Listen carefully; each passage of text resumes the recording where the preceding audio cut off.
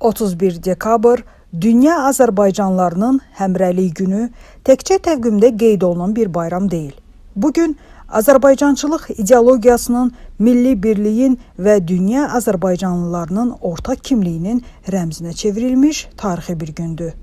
Bu günün kökləri 20-ci əsrin sonlarında baş verən mühüm ictimai-siyasi proseslərə, xüsusilə də milli özünü dərkin güclənməsi fonunda yaranan sərhəd hərəkatına dayanır. 1980-ci illərin sonlarında Sovet İttifaqında gedən siyasi proseslər milli respublikalarda azadlıq və suverenlik ideyalarının güclənməsi Azərbaycan xalqının da milli oyanışını sürətləndirdi. 1989-cu ilin dekabrında Araz çayı boyunca yerləşən Azərbaycan-İran sərhədində baş verən hadisələr bu oyanışın ən simvolik təzahürlərindən biri oldu.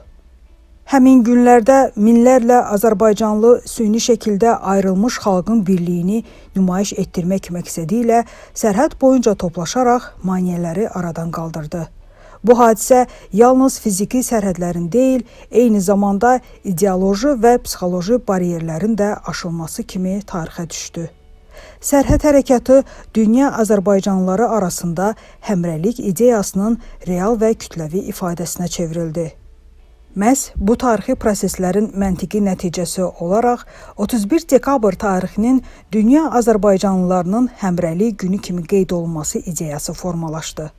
1991-ci ildə Naxçıvan Muxtar Respublikasının Ali Məclisinin sədri olan Heydər Əliyevin təşəbbüsü ilə 31 dekabrın dünya Azərbaycanlılarının Həmrəylik günü elan edilməsi bu bayrama rəsmi status qazandırdı.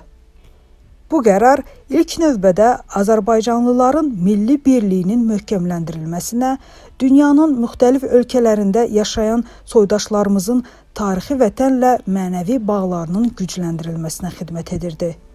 Sonradan müstəqil Azərbaycan Respublikasında da bugün dövlət səviyyəsində qeyd olunmağa başladı. Ulu öndər Heydər Əliyev dünya Azərbaycanlılarının həmrəyliyi ideyasını dövlət siyasətinin əsas istiqamətlərindən biri kimi müəyyənləşdirmişdi. Onun fikrincə, Azərbaycanlıların harada yaşamasından asılı olmayaraq milli kimliyini, dilini, mədəniyyətini qoruması və ortaq maraqlar ətrafında birləşməsi Azərbaycanın gücünü artıran əsas amillərdəndir.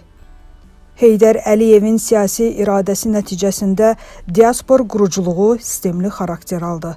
Azərbaycançılıq ideologiyası formalaşdı və həmrəylik anlayışı təkcə emosional deyil, strateji məzmun kəsb etdi. Dünya Azərbaycanlılarının Həmrəylik günü məhz bu baxışın ideoloji dayaqlarından birinə çevrildi. Prezident İlham Əliyevin rəhbərliyi dövründə dünya Azərbaycanlılarının həmrəyliyi anlayışı daha geniş miqyas və praktik məzmun qazandı. Dövlət diaspor münasibətləri yeni mərhələyə keçdi. Xaricdə yaşayan Azərbaycanlıların təşkilatlanması və beynəlxalq platformalarda fəallığı gücləndi. Xüsusilə Vətən müharibəsi dövründə dünya Azərbaycanlılarının vətən mövqedən çıxış etməsi, Azərbaycanın haqq səsinin beynəlxalq ictimaiyyətə çatdırılmasında fəal iştirak etməsi həmrəyliyin real gücünü nümayiş etdirdi. Prezident İlham Əliyevin çıxışlarında milli birlik, güclü diaspor və qlobal həmrəylik məsələləri daim prioritet olaraq vurğulanır. Bugün 31 dekabr Dünya Azərbaycanlılarının Həmrəylik günü artıq yalnız tarixi bir hadisənin xatırlanması deyil, eyni zamanda gələcəyə yönəlmiş milli məsuliyyət çağırışıdır. Müasir dövrdə informasiya müharibələri, qlobal siyasi proseslər fonunda dünya Azərbaycanlılarının həmrəyliyi daha da aktuallaşır. Bugün Azərbaycan dövləti güclü siyasi mövqeyə, artan beynəlxalq nüfuza malikdir və bu gücün mühüm dayaqlarından biri də dünyanın müxtəlif ölkələrində yaşayan milyonlarla Azərbaycanlının milli birliyi və həmrəyliyidir. 31 dekabr Dünya Azərbaycanlılarının Həmrəylik günü sərhəd hərəkatı ilə başlayan milli oyanışın Heydər Əliyevin siyasi uzaqgörənliyi ilə rəsmiləşən dövlət qərarının və Prezident İlham Əliyevin rəhbərliyi ilə qlobal miqyas alan Azərbaycançılıq ideyasının təntənəsidir. Bu gün xalqımızın birliyini, dövlətimizin gücünü və milli kimliyimizin əbədiliyini ifadə edən əlamətlər tarix kimi qalmaqda davam edir. Bugün alnımız açıqdır, bugün üzümüz gülür, bugün başımız dikdir və həmişə belə olacaq. Azərbaycan xalqı müzəffər xalq kimi əbədi yaşayacaq, Azərbaycan dövləti qalib dövlət kimi əbədi yaşayacaq.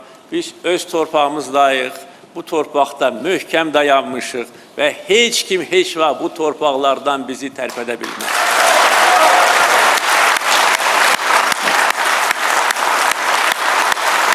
Hamımız birlikdə Qarabağ